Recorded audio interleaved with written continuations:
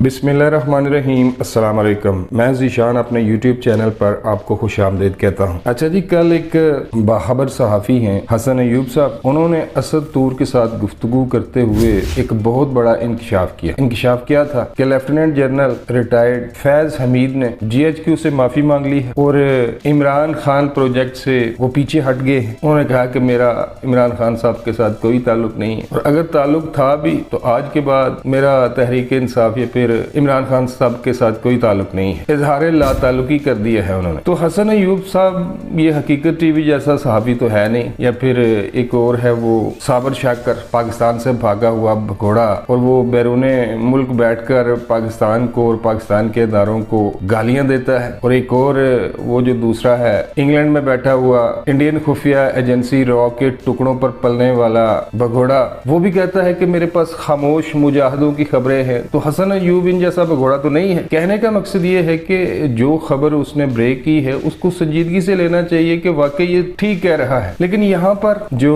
हमारी एस्टेब्लिशमेंट है, GHQ है या फिर हुकूमत पाकिस्तान है, उनको फैज हमीद, भाई फैज हमीद कौमी मुजरिम आप इसको कह सकते हैं, इसके जराइम की एक लंबी लिस्ट है। आज पाकिस्तान जिस दोराहे पे खड़ा है, मुल्क में सियासी अदम इस्तेहकाम है, मैशत तबाह हो चुकी है, मुल्क में एक ऐसा गंदा कल्चर इसने बंदे ने बना दिया है कि इतनी ज्यादा तकसीम हो गई है माशरे में कि अगर आप PTI के हवाले से कुछ तनकीद करते हैं तो ये जो यूथिया नस्ल इस बंदे ने पैदा की है, फैज हमीद और इमरान खान ने, ये भाई जब इनके पास दलाइल नहीं होते अपने झूठ को या फिर इमरान खान के झूठ को छुपाने के लिए, जब इनके पास दलाइल खत्म हो जाते हैं तो ये गालियां देते हैं। और इनकी तरबियत करने वाले ये लोग हैं, ये फैज हमीद जैसे लोग। और अगर आपने इसे माफ करना ही है हमारे इदारों ने, तो भाई पहले जो इसने लूटा है 4 सालों में 120 कनाल से ऐसे नहीं 2200 कनाल इस बंदे ने जमीन बना ली, और इसके जो घर की मालियत है वो कोई 1.5 अरब रुपया है। इसके अलावा और जो इसके असासे हैं वो सारा पैसा जो कौम का पैसा है वो वापस ले। बंदा इससे पूछे कि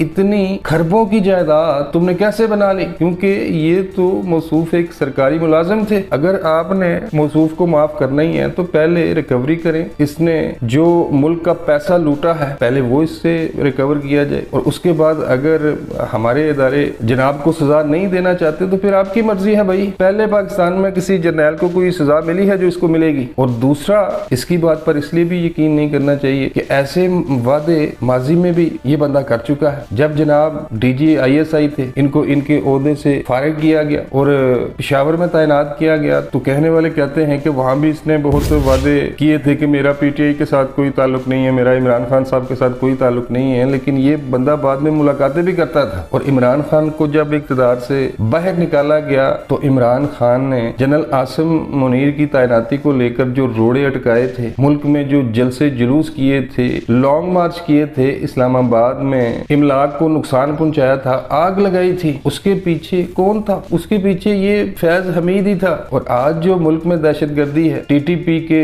दहशतगर्द पूरे मुल्क में फैले हुए हैं। कभी वो बलूचिस्तान में पाक फौज की गाड़ियों पर हमला करते हैं, कभी पेशावर में धमाका करते हैं, कभी लाहौर में, कभी सिंध में दहशतगर्दी होती है। तो ये कौन लोग हैं? ये TTP के लोग हैं। ये लोग जेलों में थे, गिरफ्तार हो चुके थे, बड़ी तादाद में थे। लेकिन फिर इमरान खान और उसके टोले को ये सूझी, फैज हमीद, इमरान खान और वो दंदान साज को, कि इनको रिहा कर देना चाहिए, ये भी हमारे भाई हैं। और मिसालें देने लगे कि नहीं, लड़ाई से या जंग से कोई भी मसला हल नहीं होता। अमेरिका ने भी 20 साल जंग लड़ी है और अमेरिका ने भी मुज़ाकरात किए और फिर अमेरिका को यहाँ से जाना पड़ा। मसलन ये कह रहे थे कि इन कुव्वतों के साथ जंग करना दानिशमंदी नहीं है, मुज़ाकरात ही करने पड़ेंगे। तो लिहाजा इन्होंने छोड़ दिया, उन दहशतगर्दों को छोड़ दिया जो हुकूमत पाकिस्तान को मतलूब थे, जिनको बड़ी मुश्किल से गिरफ्तार किया गया था। लेकिन इन लोगों ने उनको छोड़ दिया। आज वो पूरे मुल्क में दंदनाते फिर रहे हैं और उनके जो बड़े हैं सरकर्दा रहनुमा, वो अफगानिस्तान में बैठे हुए हैं, वहां से ऑपरेट करते हैं, पाकिस्तान में दहशतगर्दियां करवाते हैं। तो आज मुल्क का जो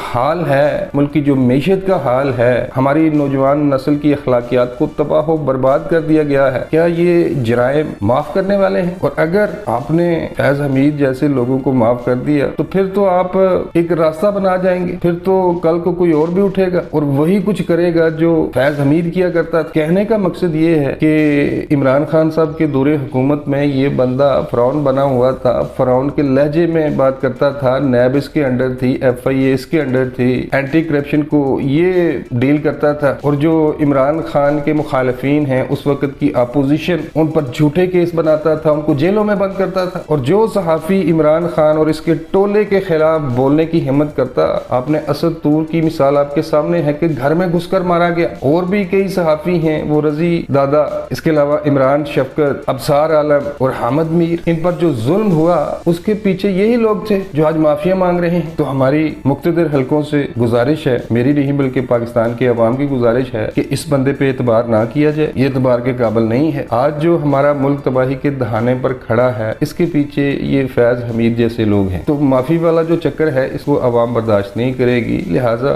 इसने जो मुल्क के साथ किया है इसको कानून के कटहरे में लाएं। हम ये नहीं कहते कि जैसे ये लोग करते रहे नाइंसाफियां, बेईमानियां और झूठ बोलकर अपने मुखालिफिन को इन्होंने हमेशा ज़लीलो ख्वार किया, ऐसा नहीं होना चाहिए। इस बंदे को कानून के कटहरे में लाना चाहिए और साफ और शफाफ तरीके के साथ इसका इंक्वायरी होनी चाहिए, एहतसाब होना चाहिए। अगर ये बेगुनाह है तो छोड़ दें भाई, हमें क्या। लेकिन अगर इसने ये गुनाह किए हैं तो फिर इसको जो माफी है वो भी इस मुल्क और इस मुल्क की अवाम के साथ नाइंसाफी होगी। अब तक के लिए बस इतना ही, मिलता हूँ किसी नए वीडियो में अल्लाह के बाद।